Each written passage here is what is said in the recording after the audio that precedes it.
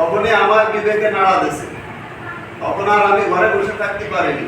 আমি আজকে এই অনুষ্ঠানে আসছি, আমার কেউ ফোন দিই, কেউ জানি না, শুধুমাত্র ফেসবুকে একটা পোস্ট দেখছি আমি, সেই পোস্ট দেখার কারণে আমি চলে আসছি। আমার যতই কাজ থাক যাই থাক, আমি সেইগুলো এক পাশে সরাই দিয়ে আজকে আমার ভাইয়ের প্রতি শ্রদ্ধা জানানোর কারণে আমি এই জায়গায় এসে উপস্থিত হয়েছি।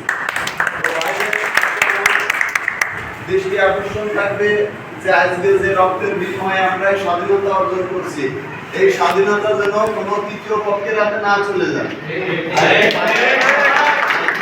যারা নৈরাজ্য, বিভিন্ন সহিংসতা, বিভিন্ন রকমের শক্তি কাজ করছে, এইগুলোর বিরুদ্ধে আমরা সোচ্চার থাকবো। ইতিমধ্যে আমার বাসুবাড়ি ইউনিয়নে আমি আমার নিজস্ব উদ্যোগে আমার গুণীর বাজার পরিষ্কার পরিচ্ছন্নতা, এবং গতকালকে আমি ছিলাম যশোর, সেখানে নূর ভাই ছিল, রাশেদ ভাই ছিল, সেখানে অনেক কর্মসূচি পালন হচ্ছে।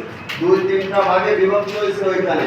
কেউ ট্রাফিক দায়িত্ব পালন করছে, কেউ বাজার মনিটরিং এর দায়িত্ব করছে, কেউ বৃক্ষরোপণের সঙ্গে সম্পৃক্ততা আছে, কেউ দেয়াল লিখনের সাথে সম্পৃক্ততা আছে।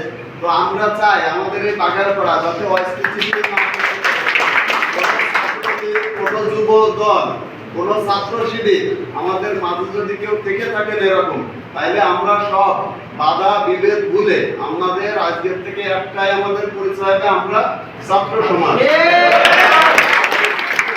বিজয়, আমরা যে বিজয় রক্তের বিনিময়ে আজ বাংলাদেশের ইতিহাস থেকে শুরু করে ছাত্র সমাজ কোনোদিন পিছু ওঠেনি।